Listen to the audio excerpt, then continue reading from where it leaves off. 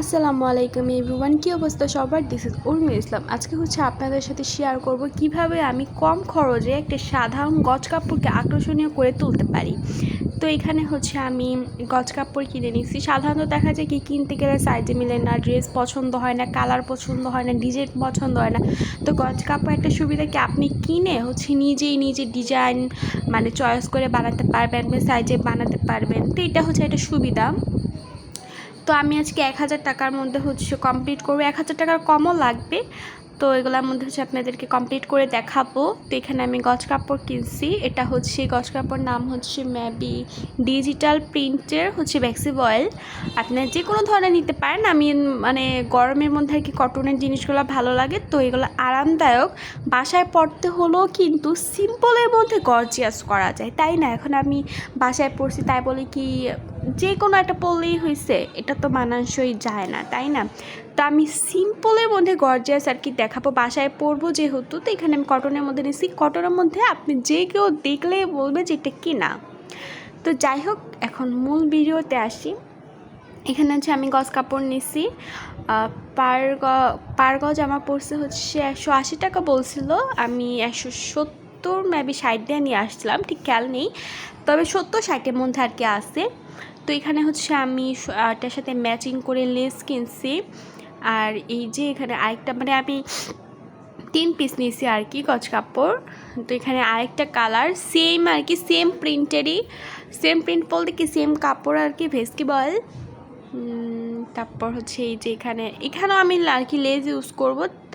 দুইটাতে লেজ ইউজ করব আর একটাতে দেখাবো, এখন না দেখাবো, আপনারা দেখতে থাকুন। তো এটার জন্য আমি লেস কিনে নিছি ম্যাচিং করে সবগুলোর সাথে। এই অরেঞ্জ কালারটার সাথে কিন্তু এই যে এই গোল্ডেন কালার লেসটা কিন্তু ভালো যায়। তো আমি পছন্দ মতো লেস কিনে নিয়েছি। যারা আপনাদের পছন্দ মতো কিনতে পারেন, কিন্তু খুবই সুন্দর লাগবে। আপনারা একবার বানিয়ে দেখবেন। আর এই যে আমার বানানো শেষ। এটা দেখেন, বোঝা যাচ্ছে যে এটা একটা গজ কাপড়, সাধারণ গজ কাপড়। এত সুন্দর করে বানানো হয়েছে নিখুঁতভাবে।